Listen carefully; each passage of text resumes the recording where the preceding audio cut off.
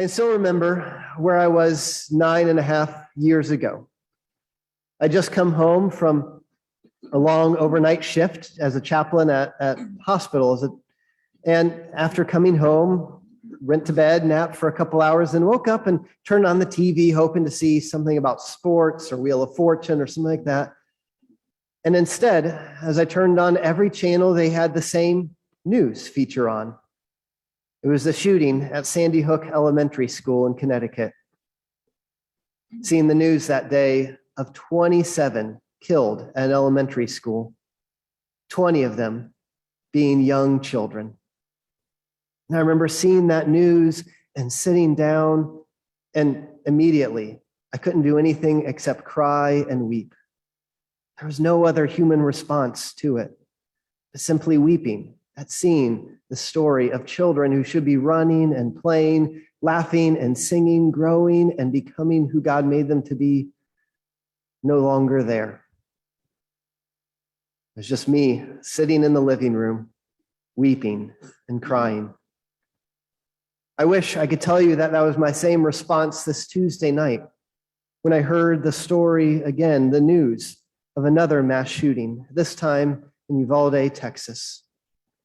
Another group of children, 19 of them killed, and 2 more heroic teachers taken from us. But I have to tell you, when this time I heard the news, I didn't cry or weep. That wasn't my first response. Instead, when I heard the news, I felt numb. I felt resigned. I felt like this is just part of our country now, part of our culture, part of what happens, and that we're just supposed to get used to it all. After the massacre at Sandy Hook, I had great hopes that things would change, that we would change as a people and as a nation, that we would take concrete steps to protect and save our children. And 9.5 years later, that seems so much harder now. Just in this year, just since January 1st, this was the 27th school shooting in our country. 27. And to happen right on the heels of other mass shootings, one in Buffalo that was done by a white supremacist against the Black community there in Buffalo, a mass shooting event in Milwaukee, and in California at a Presbyterian church as people were gathering for worship, just like we are here right now. And so my first reaction that Tuesday night wasn't tears, wasn't grief, wasn't rage. It was numbness. It was resignation. It was just thinking, I guess I have to get used to this. It really took me until the next day, until some point Wednesday afternoon, reading a story about a parent who had jumped the fence of Robb Elementary School and had gone in and rescued her child, that I was shaken and stirred and moved to do more. And seeing the actions of that parent, I was reminded that this is not something we should simply get used to or be okay with or just be resigned to, but that we should change up. We need to take steps. There should be something more, and that this is not what we should ever think of as normal or comfortable. And so I was glad that next day to join in a interfaith prayer vigil at Huguenot Baptist Church and pray together and know that as we were moving from numbness to grief, we were not alone, that we were with others as well. I think I don't ever want to see that news again and feel numbness or resignation. Instead, I think there's something holy about that grief, about that anger, as hard as it is to go back to again and again. A lot of my time, my hope is as we come here and worship, we get to end with the joy we just felt with the baptism and with the blessing and all of that, that we leave here feeling better and more joyful and cheery than when we came. But I have to tell you, that's not my hope for this Sunday. This Sunday, I'm very much okay if we don't leave here feeling happy or cheery or okay with how things are. This Sunday, I'm very okay if you leave here and we all leave here today with some rage, with some anger, with some tears, with grief. If we leave here today with the feeling that this is not okay, This is not the way our nation or our world should be. We are not meant to blanket over this feeling this week, hide it away, numb it, pretend it isn't there. We are called this day to face it, because facing it and crying out and lifting up to God our tears and our rage and saying, this is not right, there is something holy in that. There is something good in that.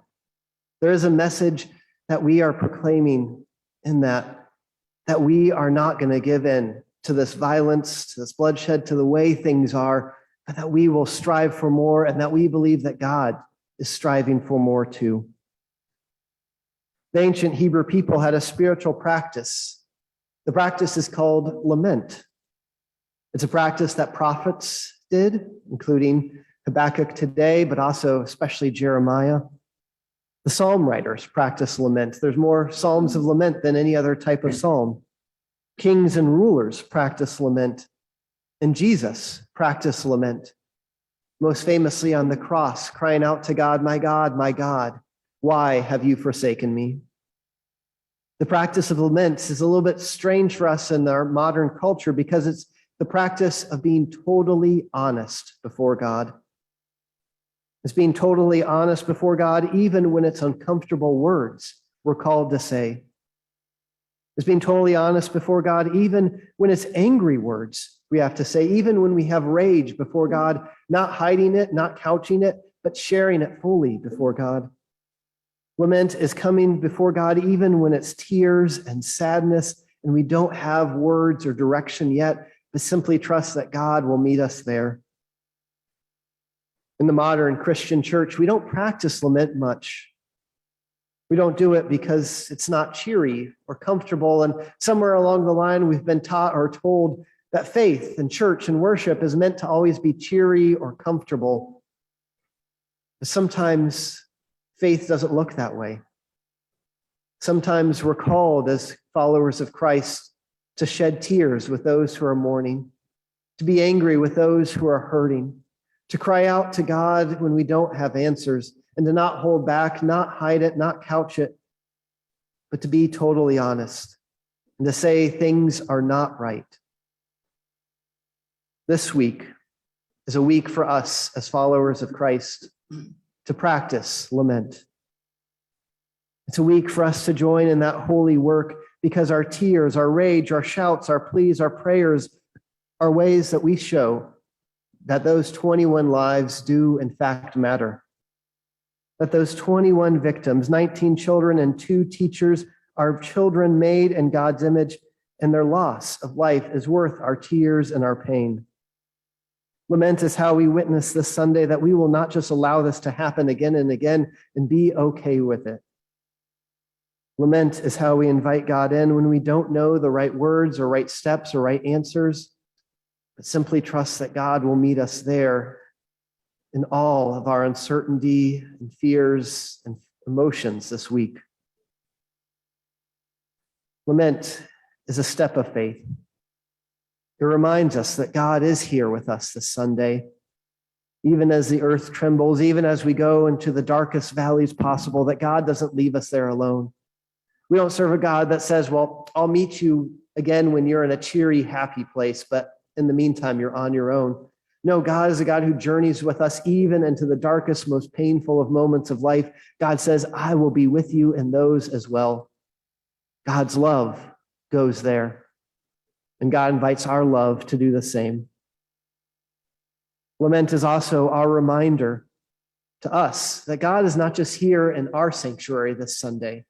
God is not just here at Bon Air Presbyterian Church, but that God is with all of God's people who are mourning and grieving and raging and asking questions and feeling lost and wondering what next steps to take.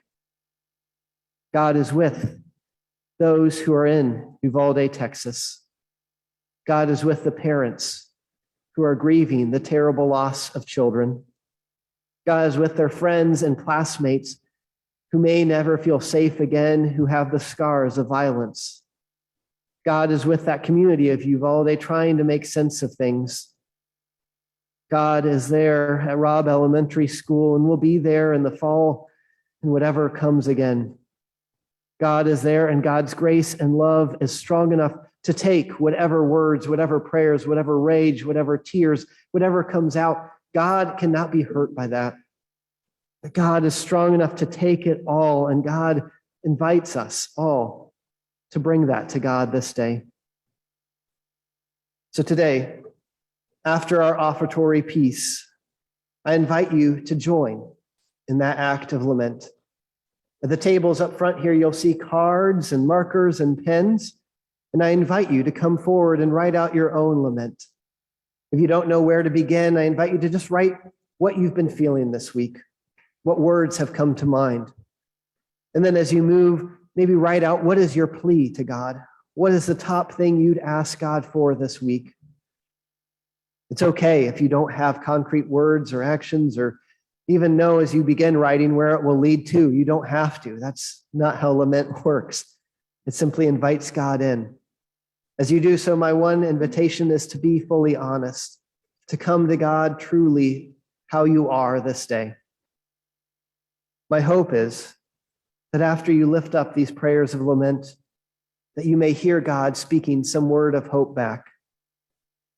I know Wednesday, I got an email from Deborah Houghton, one of our longtime members here, sharing that she, like me, for the first 24 hours just felt numbness, didn't know what to do, didn't know any words or anything at all.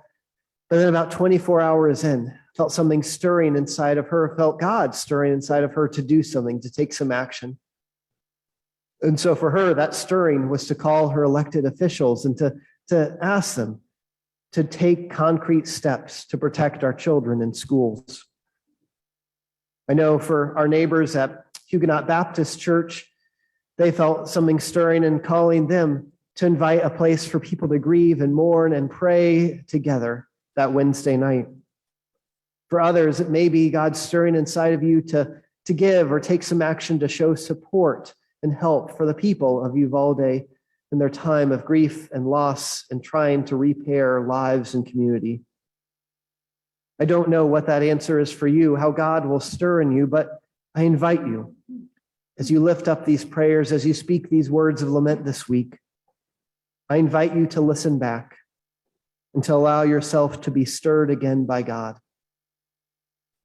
To know that as we lift these prayers, that God is not done yet, and that God will meet us there, and that God will offer whatever grace and love is possible. Amen.